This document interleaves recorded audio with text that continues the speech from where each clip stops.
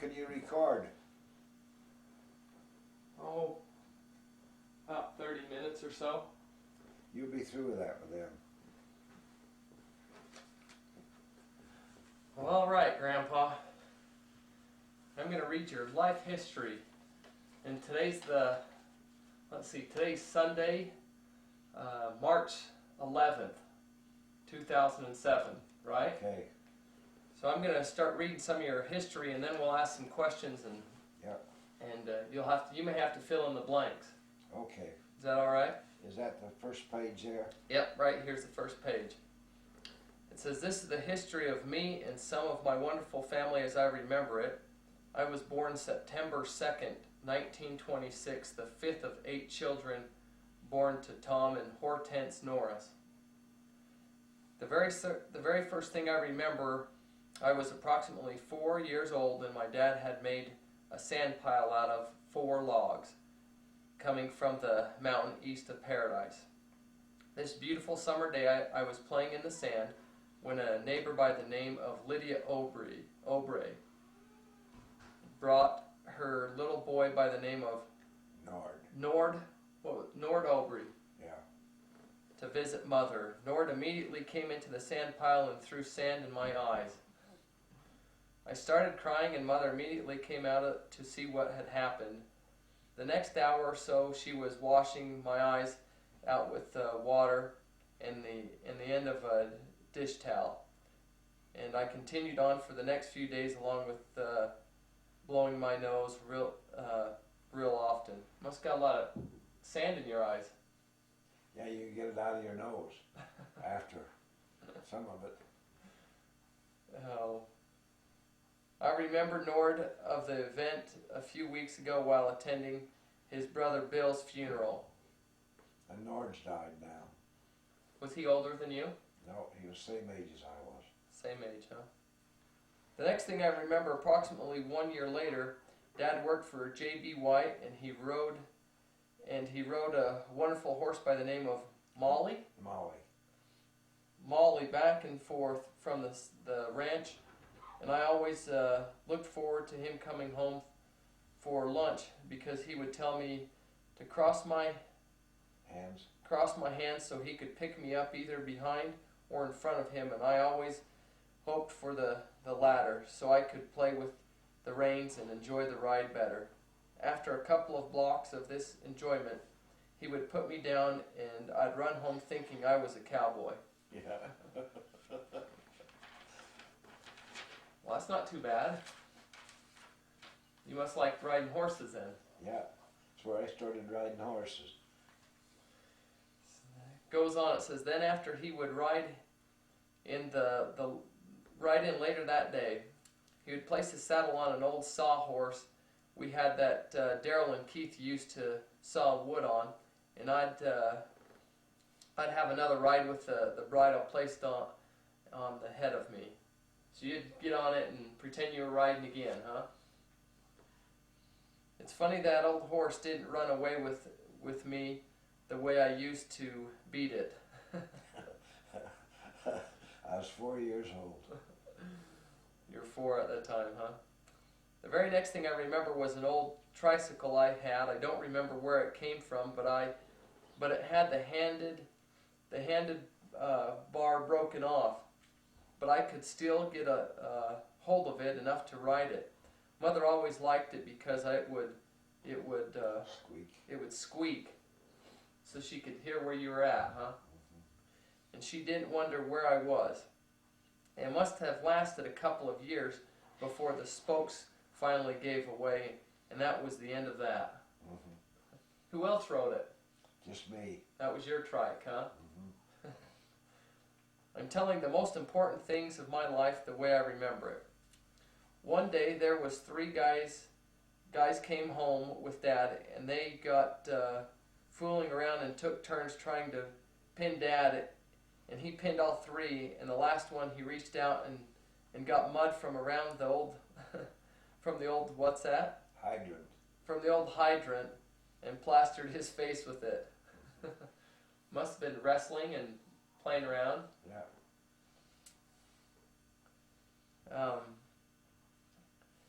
we all got a laugh from that experience. After that, I knew my dad was pretty active and could lick anyone. I remember my mother saying he always avoided Lon Burl. Lon Burl. Who was Lon Burl? He was a guy in the town. He must have been a bigger guy. He was a tough son of a bitch. He had one arm cut off later on in life. Huh. Lon Burl. And I could see why, because I worked with Lon after he had lost his arm, and he was in his 70s, and he could cut down a tree faster with one arm than most men could with two. That takes care of me between 4 to 5 years old. That's a pretty good memory for 4 and 5. The next thing I remember, when I was 6 years old, my birthday came on September 2nd, and school started September 1st. So technically I should have waited for the next year to start, but for some reason they thought I was smart enough I could handle it. Little did they know, because I never thought about school for 1 minute. My mind was always on fishing or building a rabbit pen. So they just, by the luck of the draw, you got in. Yeah, but I shouldn't have, because you'll see I missed the first grade. I was born with a fishing pole in my hand and the other with the gun. I remember the very first fish I ever caught and how excited I was. We only had to go a block away from my house, and we could catch some of the most beautiful trout in the world those days. In the world those days. We didn't have a nice pole in those days because it was in the middle of the Depression, and no one could afford anything that nice. We used a bean pole with a line tied to it. There were 2 streams that came together, and one was called, was it Deb? Mm-hmm. And the other one was called Whirly? Whirly. Those were streams, huh? Mm-hmm. Deb was a big, slow hole, and Whirly was a fast stream coming out of a culvert really fast. And once the fish got beyond that point, they couldn't make it back up the stream. So after jumping up ahead, is that right? Jumping up, I think it's ahead, or up as high as they could, they would light along the pipe, and they were Lie along the pipe. They would lie along the pipe, and they were pickings to put a grasshopper in front of their nose, and the only thing was trying to get them out, because they would head straight up for the swift water. So you would have to fight them clear through the big hole. So that's what they would eat, is you'd throw a grasshopper out there and they'd get them and run, huh? Mm-hmm. How many times did you not get them in? A lot of times. But I'd catch them later. You'd always be there for the next try, huh? Mm-hmm. Now, back to my school. My dad would sit me on his knee with the book in his hand, and he would work with me on one page until he thought I would know it. Then turn the next page, thinking I would remember it. But every time he would go back to the previous page, I wouldn't remember one word. That's right. I remember. And see what he said there. He would look at me and say, "Lord, boy, I don't know whatever's going to happen to you." Yeah, that's the way it was. You just couldn't remember, or you just kept... I couldn't remember a thing.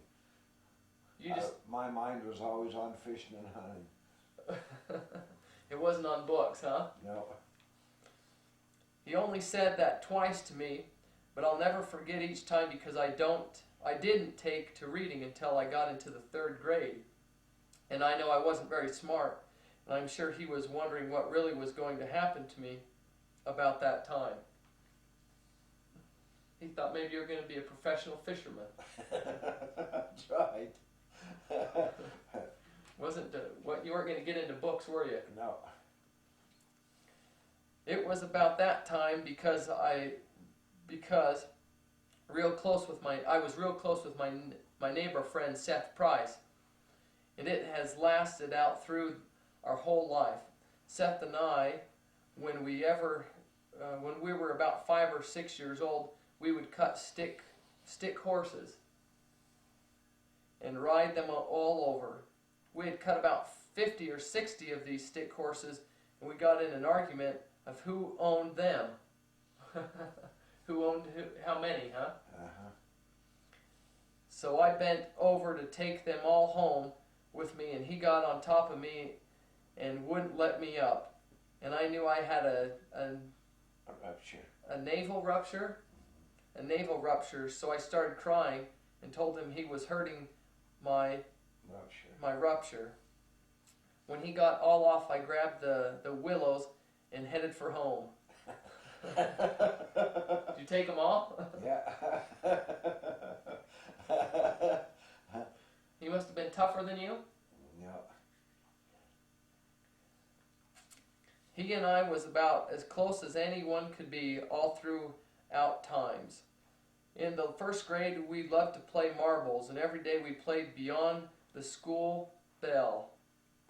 So we ended up each day standing with our backs towards the corner for being late. That's right. The bell would ring and you'd still play. Mm-hmm. This one day, it had snowed about a foot, and we were late, and we knew what we were in for, so we decided to go up in the mountains east of Paradise and stuff all day and stuff east of Paradise and stuff all day thinking out our parents wouldn't know the difference as long as we got home by 3:30 p.m. You were trying to slough school, but just make it home so you didn't get in trouble. I don't know for sure what Seth got, but my mother had a hairbrush. You can guess what I got. She beat you with it, huh? Yeah. She hit you on the butt? Mm-hmm. She'd thump you, huh? Yeah. So how'd she find out? Well, she just knew. The whole school knew it, that we slept. So it got back to your mom real quick, huh? Mm-hmm. That was the only time I ever sloughed in my life, including all of high school. Well, so much for that. Now on to the next page. The next thing I remember was my oldest brother, Daryl, was always saving his money. And I was impressed with that because he always had plenty of work for us to do. In the wintertime, we could cut bean poles all winter long, so he would have plenty for bean planting in the springtime. One time, we just about got into trouble. We had left the old 31 Studebaker, and it was going through the thick brush on a trail down in Myra Obrey's. Roswell was about 4 or 5 years old, and I was approximately 9 or 10 years old when we went around a bend on the trail, and there stood a big bull and two mean big bulls. You're talking cows? Two. There was only one bull there. There was one bull, Mm-hmm. but they were cows. Mm-hmm. He was with a cow. He was with the cow. It says around 2,000 pounds. Mm-hmm. Pretty big bull. Yeah. And I mean a big bull.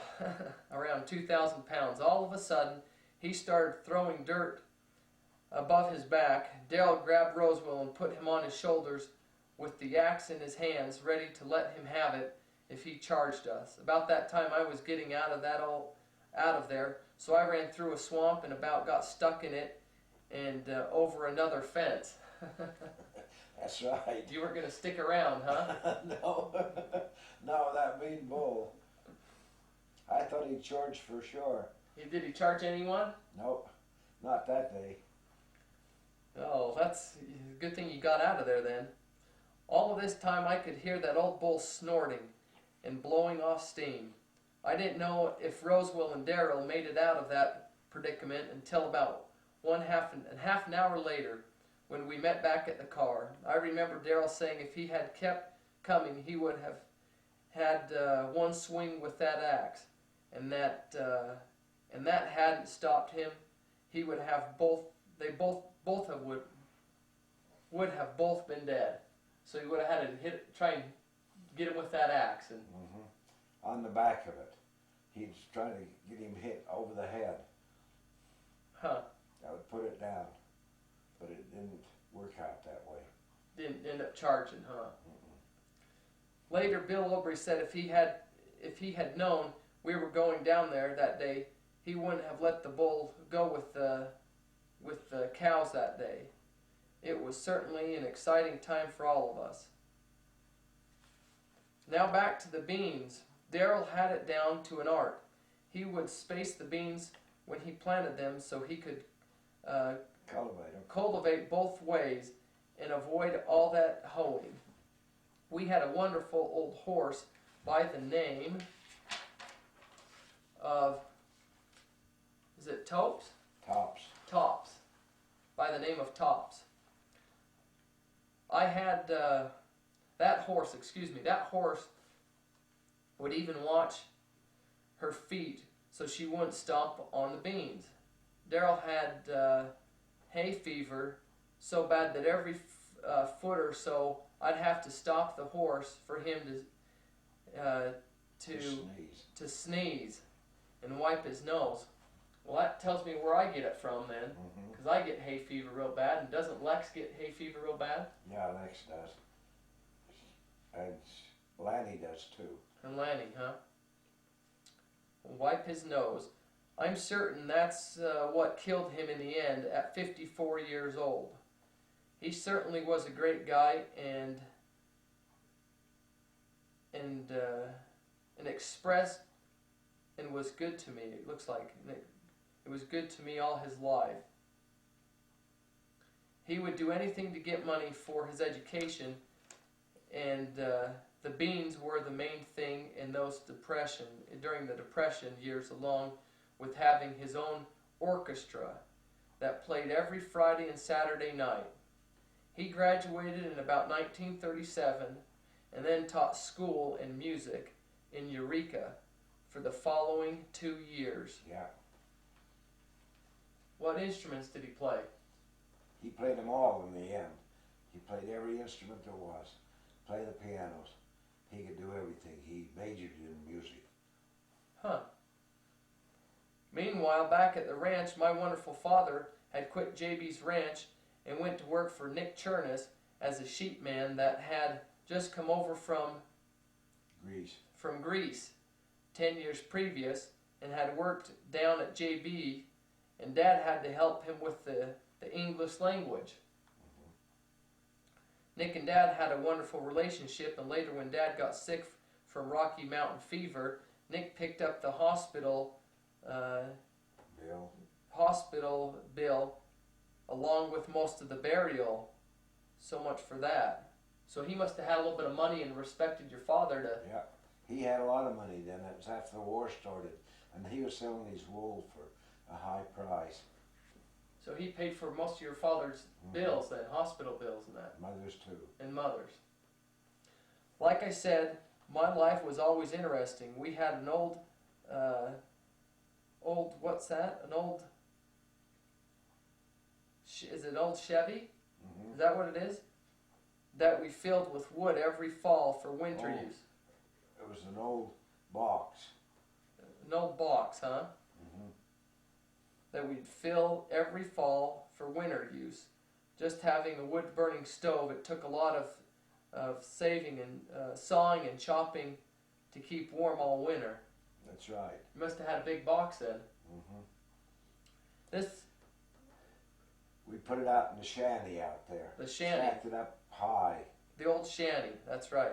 We had an old shanty that we filled up with wood. And that was kind of a box then. It was a building. It was an old shanty. It was a house in the back of our house. And we filled it up right completely full. What kind of wood? Didn't matter? We had a lot of Quaker aspen, a lot of maple, green maple that we'd burned together. That maple would burn hotter than hell. It really burned, huh? This one day I had to sit on the log on the sawhorse for an hour or so, and I was getting pretty sick of it, so after a big pile was sawed, they started to split them and asked me to start carrying them in the old shanty. but I refused, and all of a sudden Daryl grabbed me by the neck and started piling wood along along my head. As high as my head. As high as your head, huh? Above my head, piling wood above my head, and then gave me a kick in the in the fanny and surprised me, and that surprised me. He wasn't messing around. No. Yeah, I bet you deserved it. Yeah, I did. Well, so much. I had it all done before I realized it. I realized who was the boss then? who was the boss from then on. Another time we used to break coal with the old axe, and I hid behind the door, and Roswell came in with his buckets to take into the house.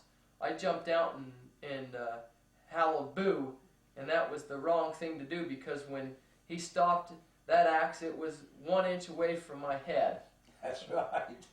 We still laughed about that today. Just about got your head split open, Yeah. huh?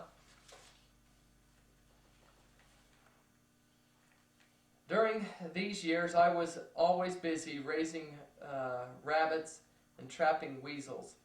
I'd sell the rabbits in their furs for $1 or so, and I started selling the weasel for $1 and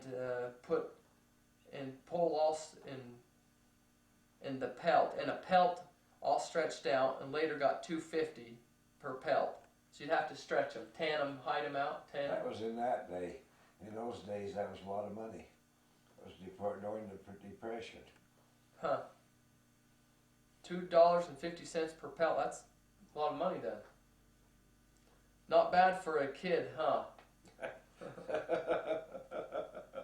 You must have had some of the most money down in that town then. I did, always had money.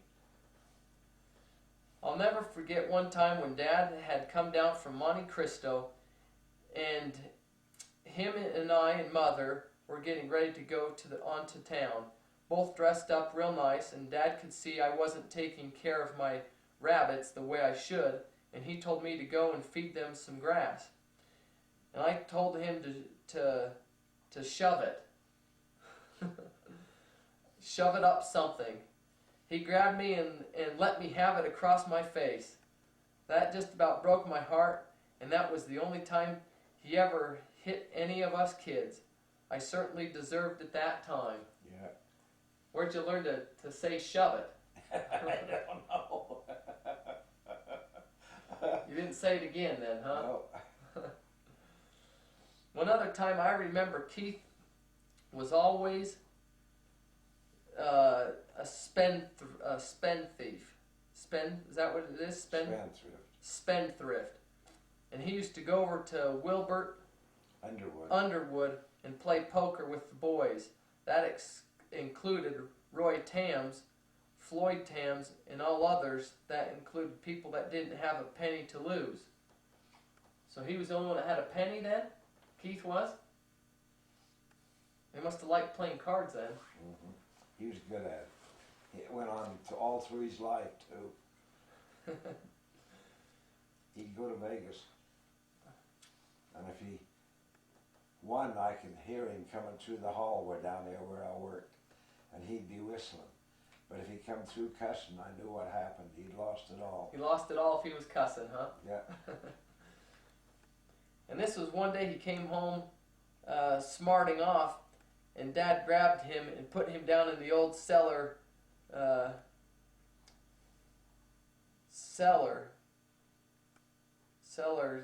Put him in the old cellar. He then put logs on the door, and then told him he couldn't come out until he could be good. I remember that as plain as day. You locked him in the cellar then? Yeah. For how long? I mean, they'll tell you.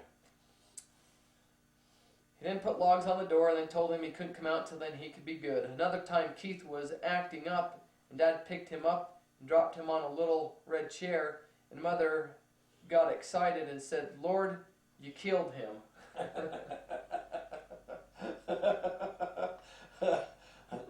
Must have threw him down pretty hard then, huh? Yeah. But he came out of it after a while. Another time I remembered Keith and Daryl got into it, and I'm sure it was because Daryl was always trying to keep Keith from playing poker. Daryl must have been the saint in the family, I guess. He was. This time they got into it at the top of the stairs. And they came tumbling down 2 flights of stairs with Daryl on top. And at the bottom, Daryl jumped up and closed the door so Keith couldn't get out. There was a shotgun at the bottom, so Keith grabbed it and started pounding on the door.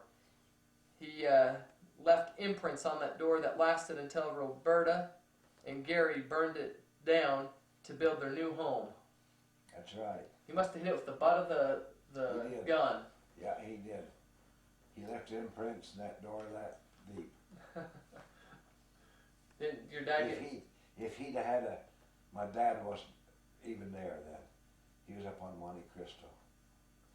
So if he would have had a bullet, he would have fired it? He would have fired it. Didn't have a bullet, thanks. That was a good thing. Yeah. Let me just make sure the battery's still going.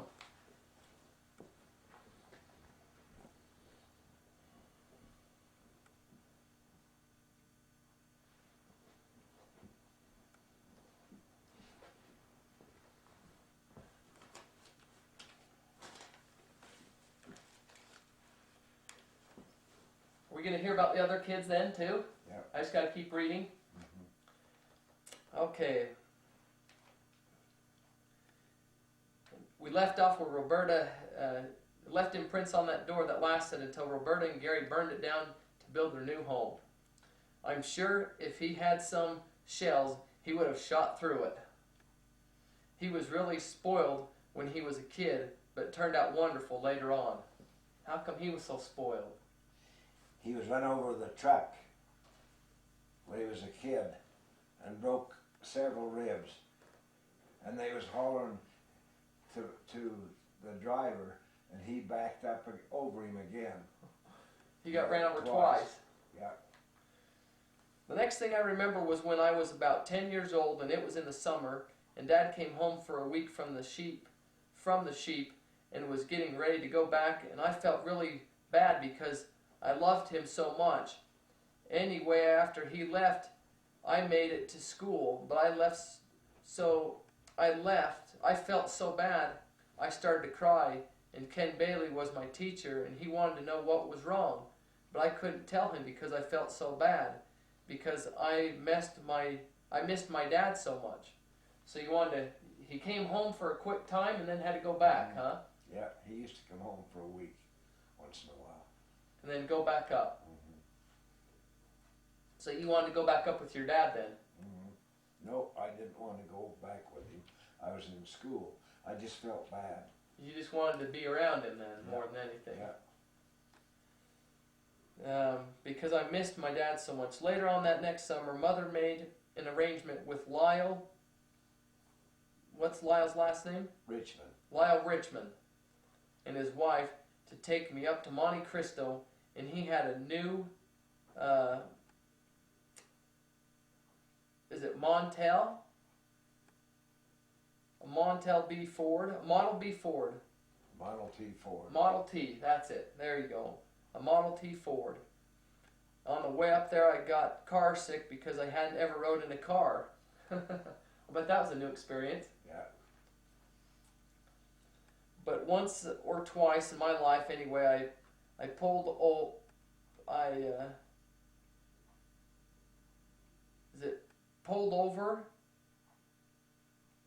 pulled over the back of his car. I puked. Oh, you puked. Oh, you puked all over the back of his car. Mm-hmm. Whose car? The guy that Lyle. Lyle? You puked on Lyle's car. Mm-hmm. I bet he didn't like that. He didn't mind it, and his wife was the sweetest person in the world. Huh. His wife was the nicest person in the world. That's what you just said. And when we got to Nick's cabin, her and Dad cleaned it all up. I spent the next week or so there at Nick's cabin, and Nick and Dorothy that was his wife's name then, had 3 little kids, and me being a year or so older than they were, I took charge of most of their activities, and the older boy, by the name of Monty, was always mean to his little brothers. 3 kids is what they had, huh? Is that the next one? This is number 9. Well, what I mean is that he was really mean. So this one day I had to hit him a good one. You must have popped him for being mean. Mm-hmm. I always thought there was something wrong with him, which proved out later because after being married to a nice lady, he shot her and then himself. Yeah, that's what actually happened. Sam Churnis. That was the boy's name? No, that was Monty's name. And Sam Churnis, who was that? That was his little brother. So he ended up getting married, and then he ended up shooting her with the gun and killed her. Shooting himself. And then shooting himself. Huh. And leaving behind a couple of kids, I believe, behind, it looks like kids behind. I believe later on, the next summer, I was approximately 10 years old, and my dad and I set out to ride 20 miles or so chasing cattle off the sheep range. And this, this was a packed day? Is that what you said? And this packed day, we had, I think it says packed, there was a packed full day, or a full day. We had climbed up on the top of the mountain where we could look over and see Randolph, Utah. Then, when we came out of this high point, my dad looked at me and said, so now can you tell me where we came up through this mountain? And I didn't have any idea. So he said to me for the second time, Lord boy, I don't know whatever is going to happen to you. You got turned around. I just didn't even know where the hell I was at. I never watched, but that's what I said later on. I'll tell you. That did me some good, though, because after that I watched where we were going. A few days later, late in the afternoon, we were looking out after the sheep, and we were rounding up the herd for the night, and we had a good number of them going along the ridge. And Dad knew we were missing a few, so he told me to follow the herd along the ridge. So after a few minutes or so, I got nervous and I got scared, so I took off and headed back what I thought was back toward camp. It was just about dark by now, and dark by now, and I was last, so I knew if I let the horse have it. His reins. If I let the horse have its reins, he would take me back to camp. Just kind of let him go, huh? Yeah. He'd get you back home. Mm-hmm. The furthest I got to the further I got, the more scared I got, and that old horse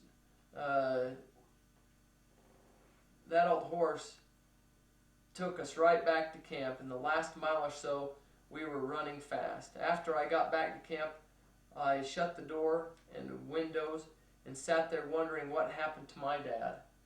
It was dark by the time you got back, Ben. In about an hour, I had a horse coming fast. I heard a horse. You heard a horse. I heard a horse coming fast towards camp, and my dad was so glad to see me I couldn't believe it. He told me why he took so long. He run on to some sheep and tried to get them up the mountain out of the brush so the coyotes wouldn't get them. So he must have found them again, found the rest of them. The next day, is it Ellis? Ellis Richmond rode in on a horse. Ellis is still alive. Was Ellis one of the father or the son? He was just a He was a son to Richmond. Okay. He rode in on a horse I'll never forget because it was a Ginger. ginger color. Huh. And he told us that a steam engine had blown up and killed John Mick what? I can't remember his name. His last name, but it was John Mick something, huh? Mm-hmm. An old train blew up and killed him, huh? Mm-hmm. And burned up the whole grain field over on the west of Paradise. That was tough on Dad because he knew all that was involved in the accident. So your dad knew, huh?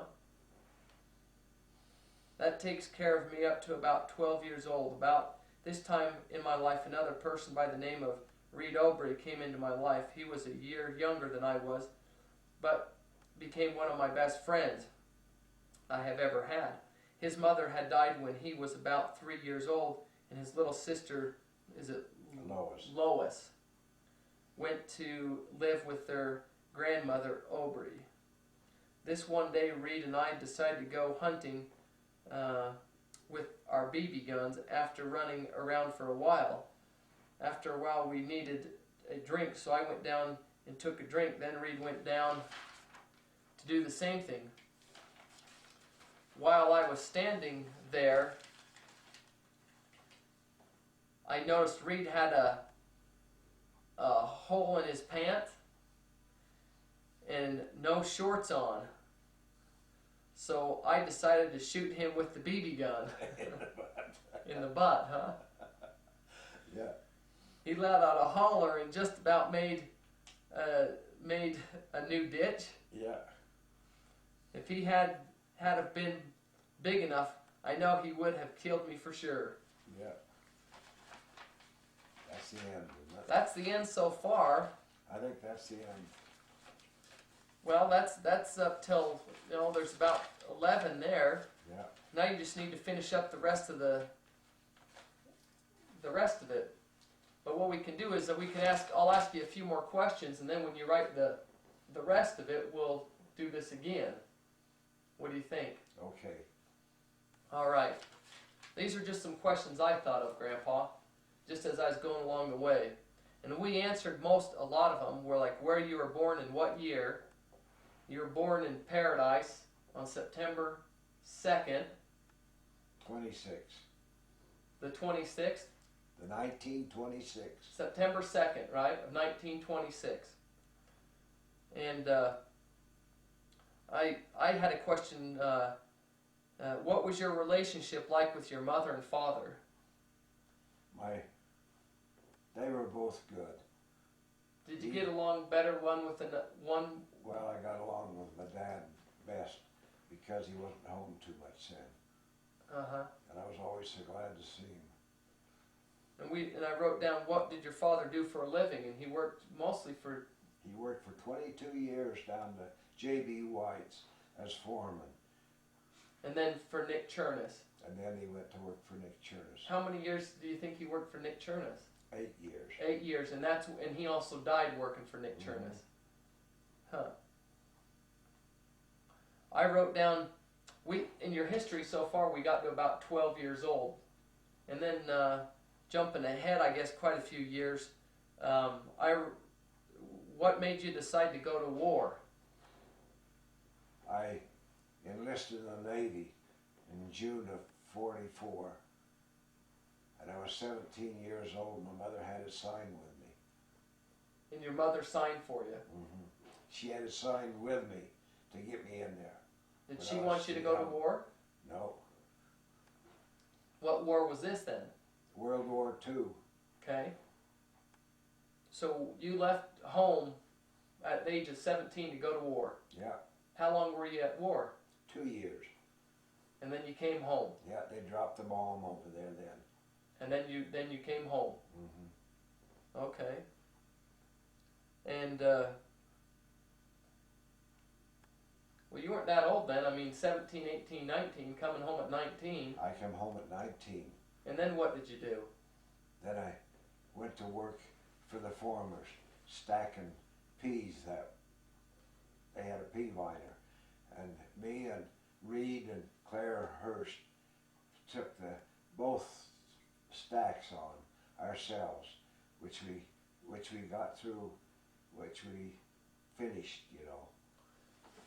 Did you end up graduating from high school then, or I didn't even go my junior year or my senior year, and I went back up to college in AC and took a test and passed it and got my diploma.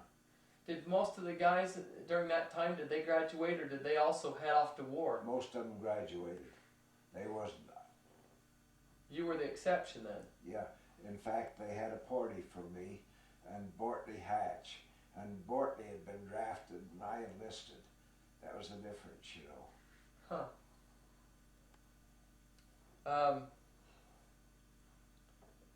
Well, that would answer. I had. When and where did you meet Coy? In the beginning, picking beans when she was just a little girl. God, she was a hard worker. I loved her so much. So you knew her when you were just little kids then? Yeah. Grew up with her. Huh. How far away did she live from your house? About a block. Well, that's not too far. Mm-mm. So did you guys date in high school, or did you were just friends? We were just friends. Then when I came back from the service is when I started noticing her, and I remembered how good a worker she was. Huh. I wanted to be with her from then on. So when did you get married? Remember what year? Yeah, in 1947, in December the 26th. December 26th, 1947. Yeah.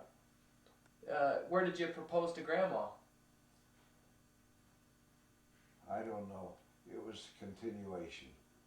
Didn't it seem like you'd said at one time you'd proposed to her at the Bluebird restaurant, or Yeah. or you'd had dinner there, or was that, or you had dinner before you went to war, or I can't remember. We just went and had something to eat after I'd come home. After you'd come home, huh? Mm-hmm. Well, it wasn't but a year after that then, and Lanny was born then, because he was born in '48. He was, yeah. She got pregnant on her honeymoon, I'm sure. and then Dad came around. Mm-hmm. Huh. Okay, after Dad was born, Lanny was born, did you stay around in Paradise, or did you move, or what did you I do? had to go to work for the telephone company, What was it called back then? Mountain States. So you went to work for them up there in Cache Valley? I went to work in Salt Lake City. So you had to move then? Yeah. What, and move downtown down to Salt Lake? Mm-hmm. Huh. How long did you live in Salt Lake before you moved to, I guess, Utah County? It was about 3 years. But you still worked for the Bell Company when you moved I down. was transferred to Provo. And then what did you do for the Bell down in Provo? I started out as a construction worker. Putting up poles, digging poles? Mm-hmm. And then what did you finally end up doing for them? Then and I ended up going in the office, taking care of the time. I took care of their time for everyone there. Payroll. Uh-huh. Okay. You retired from the Bell system then, or Mount Bell? Yeah, after 36 years. Well, now, in between that, how did drywall all of a sudden become part of your life? They come down to go to work down there once. I had them lined up for a job down there, and they came down, and Rosie taught me how to tape, and I was having trouble because I was trying to tape with my right hand. I put it in my left, and all of a sudden that was fit right in. So you had to switch hands. Yeah. So who started drywall then? Was it Rosie or Keith or? Keith came out of California at that time. He came out of California. He was a engineer for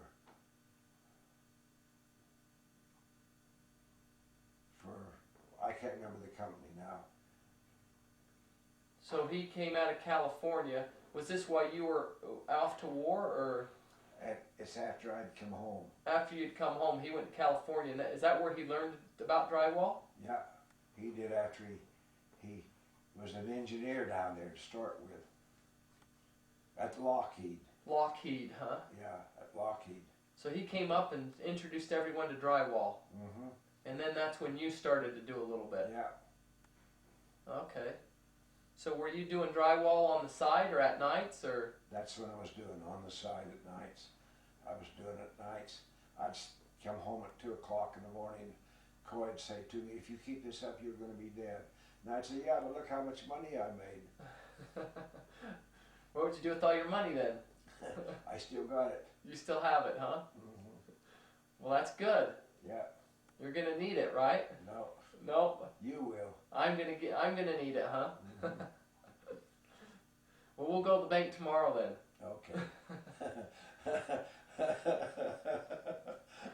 We'll go find something to do with it. How's that? Yeah. So you got going into drywall then, and then that explains how Lanny, Kim, and Lex got involved in drywall. Yeah. They must have started doing a little bit on the side with you as well. Mm-hmm. I taught them.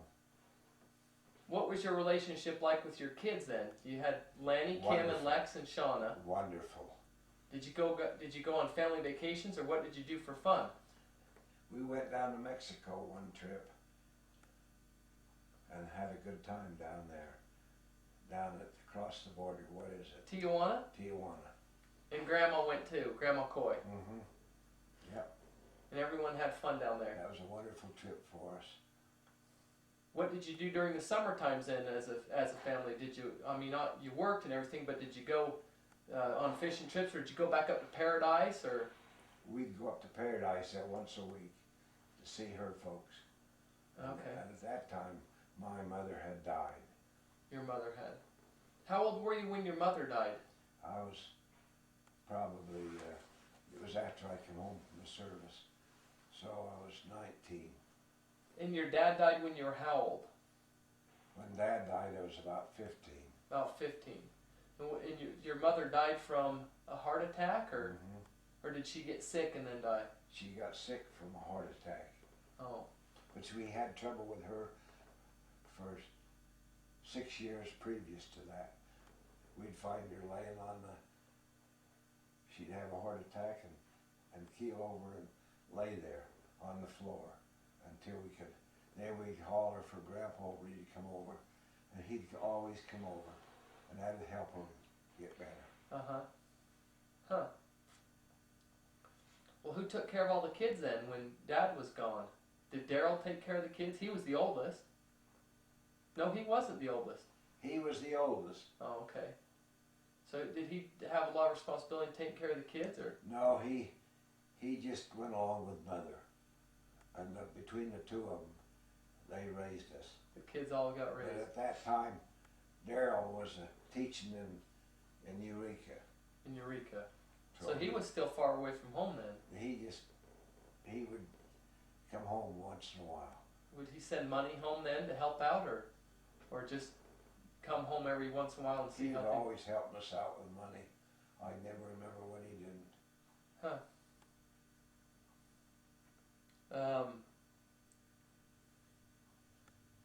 Well, I had one question.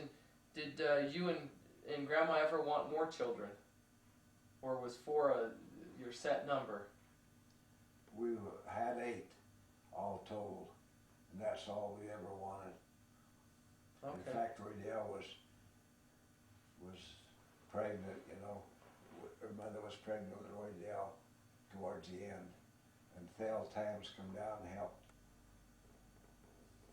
So that was your mom and dad. There was eight of you kids. Mm-hmm. Mm-hmm. Well, what did Grandma Coy do then for a living? Did she stay at home, or? No, she always worked at a drugstore. She was only there for a while, and she was promoted up to manager of the whole place. And what did she oversee everything at the drugstore, or cosmetics, or? She was mainly in cosmetics. And then did she do that that's where she retired more or less, or did she work? She retired there after 15 years. Didn't she work for Moreno Robbins too? Yeah. As I guess as a nurse. On. That was later on she went to work for Marino Robbins. Kind of a nurse or a secretary or? She was a nurse. And she made points there too. She was #1. She always got ahead of the rest, huh? Yeah. Well, what did you guys do with all your money then? Or did you ever fight over money? Or you had enough money? We always was fighting over our money. We had 25 bad checks when Coy was taking care of it in 1 month. And Coy's best friend coming to me one day when Coy wasn't there, and she said, "Do you know what's happening to your money, Fletch?" And I said, "Well, what do you mean?" And she told me about Coy spending money. You know, she'd make a check out for 25 cents. And it was ridiculous. So you had to talk to her and how'd you stop it then? I just took it over completely. You just started managing all the money. Yeah. So did you end up having separate bank accounts eventually? Yeah, that's what we had. So she had, when she went to work, whatever she'd take care of her money, and I'd take care of the rest. The rest, and then all the drywall money you got on the side, you'd put in a different account. In the bank. In the bank. Huh.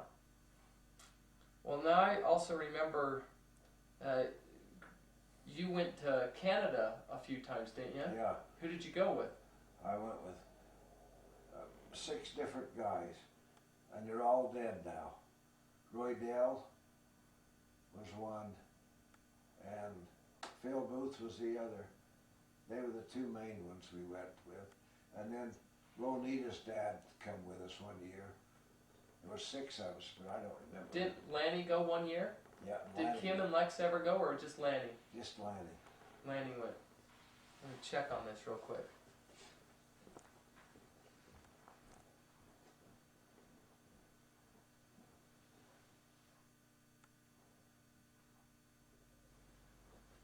You got a little left, huh? We've got a little bit left. We'll keep going until we're done, and then we'll have to... I've got another tape, though, if we need it.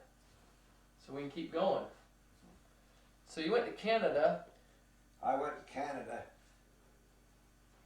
I got 16 moose all told over the years, the 10-year period there.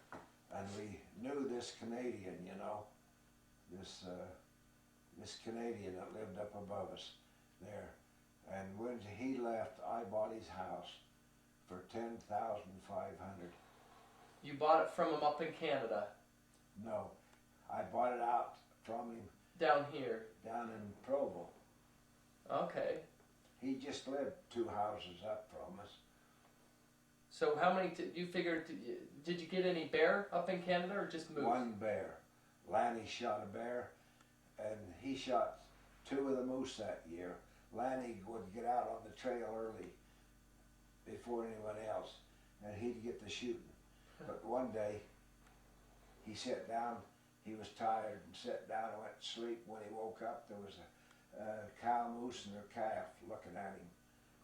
He was damn lucky she didn't tackle him. Charge him, huh? Mm-hmm. Huh.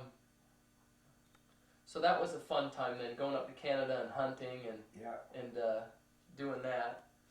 And then you'd probably go back up on, did you ever go up to Scare Canyon much, or where'd you go hunting deer and elk? We went back up in Paradise quite a bit, hunting deer each year. Okay. And Gordon Baker would go with us. He was the guy that was in the Navy with me. Okay. Let's see here. What were some of the funnest places you ever went with Coy? It was down in Mexico. Tijuana was one of them. Did Grandma like to travel much?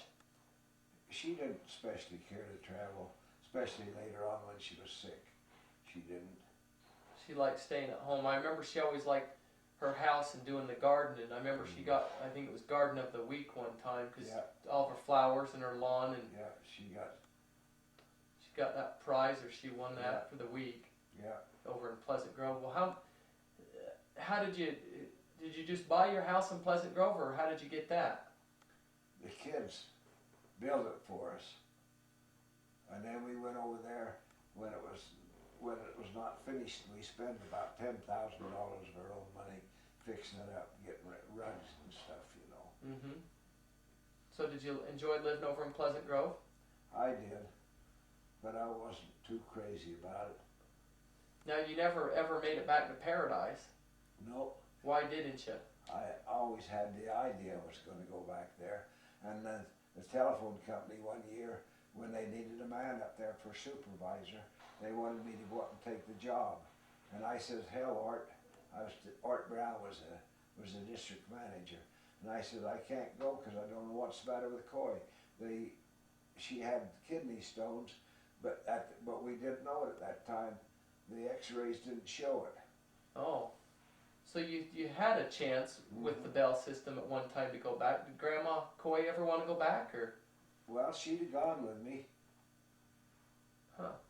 The family was probably pretty well settled down there, but she would have gone if I'd have said to. Yeah. But she was in the hospital at the time, so I said, "Art, I can't go because I don't know what's the matter with Coy, and I don't know when she's going to get out of that hospital." Yeah. Well, I remember Grandma always seemed to spend a little bit of time in the hospital. Mm-hmm. I remember just even growing up in Edgemont on Canyon Road, Grandma was always in the hospital, Yeah. and 3-4 times a year at least, Yeah. maybe more. I don't know.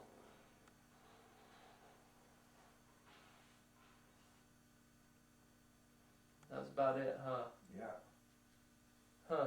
She was a wonderful woman. Oh my hell, she was wonderful. She's a good cook too. Yeah, a good cook. You never went without then, huh? No. For food and. Is it going again? It's going. Our battery died on us. All right. There was one year when I was a junior, I had to take care of Uncle Joe Norris's cows and horses while he was gone down to, what's the hottest place in the world? Arizona? Yeah, Down to Arizona. not down to Arizona. What's that place down there that gets Death hot? Valley? Death Valley. He was going down to Death Valley. He was a janitor down there Oh. that winter. And I had to take care of all his cows, which was 6 or 7 of them, plus 3 horses while he was gone. And I'd have to get up at 8. I'd have to get up about 5 o'clock in the morning to catch the bus at 8. So you'd have to go feed the cows, take care of them, go to school, get on the bus, go to school, and then come home and take care of them again, feed them, and make sure they had plenty of water. Milk them all. Mm-hmm. Did you remember your grandfather or your grandmother that much? Yeah, Grandpa Aubrey I remembered real good. That was your grandfather, Mm-hmm. Grandpa Aubrey. Mm-hmm. That was Mother's dad. Uh-huh. What do you remember about him? He was a wonderful guy. He took care of everybody. He did. He lived to be 98 years old. Long time. You remember him, don't you? Grandpa Aubrey? I don't remember him at all. No, I think I was born in 75, and in fact, I don't remember Keith really at all, because I think Keith died, 77, 78? I don't know. I can't remember, but I know I wasn't. I think about the time I was born is about the time Keith died, and so I didn't know Keith or Daryl. Mm-hmm. I knew Roy Dell fairly well. Just when we'd go elk hunting, he'd come up the trail, and we'd always hide his black velvet, bury his black velvet for the next year.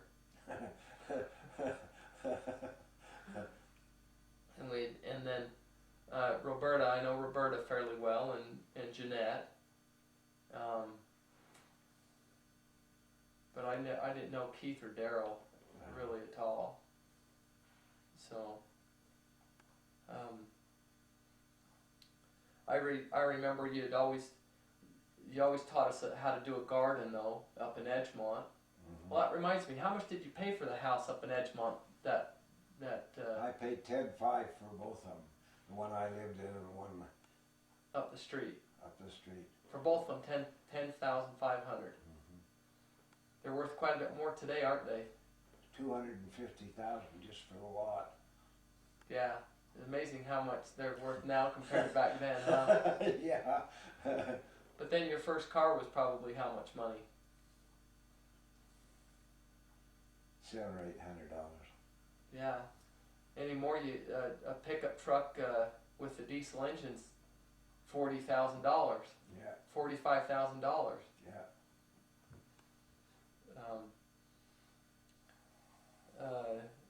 So if you had to look back, then what would you do differently? If you could go back and change anything, what would you do? Not a thing. I had perfect life, and especially Coy. She was a jewel. Yeah. She took care of the kids all the time while I was hunting, and always looked out after everybody. Coy was an angel. Yeah, she'd always take care of us. I remember we'd go over there and she'd feed us, and if there's one thing we didn't go without, that was food. Yeah. We always did food. We always had lots of food.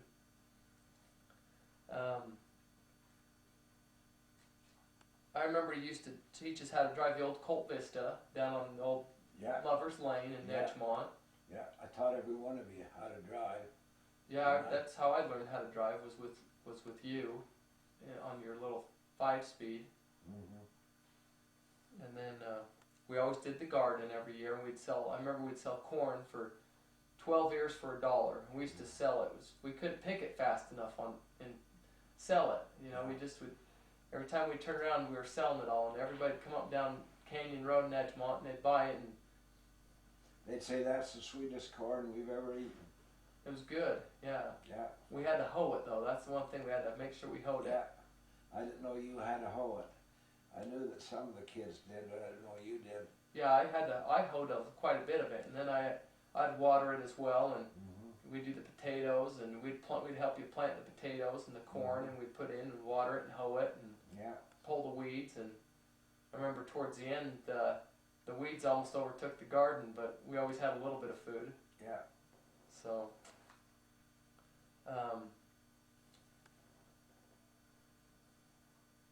let's see.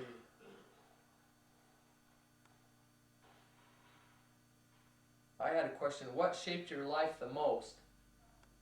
What shaped your life the most? When I was in the Navy. What did you learn while you're in the Navy? I learned to write letters home. That was the main thing. Because I'd never written a letter before.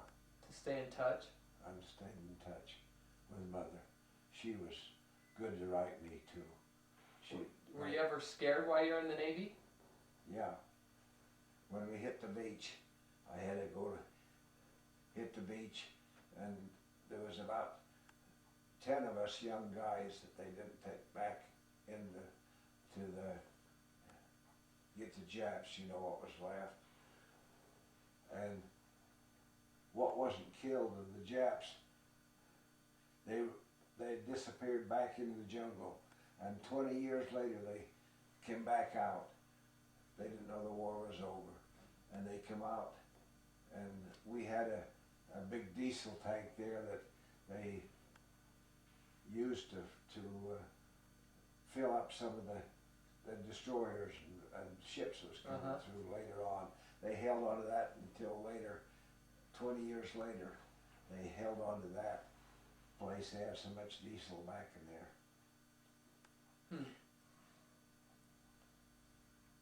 Well, now you need to finish the rest of your life history so we can record the last half. When I was in the Navy, huh? Because you figure you wrote down to where you're about, 12 years old, more or less. Yeah. I mean, we've covered a lot more and everything after that, but you got to have time to write down the rest of it, and we'll record the rest. I don't think I could write. What you'll have to do is you have to dictate it now, and someone will write it, huh? Yeah. So You've got a pretty much of my life there. Yeah, that's the bulk of it, huh? Hmm. Yeah, that was the bulk of it. You can read that if I have a funeral. I can read that, huh? Maybe I'll play this tape and everyone can listen to it. Yeah, They'll listen to me reading it and you telling the story. yeah, This is like our Barbara Walters special. yeah.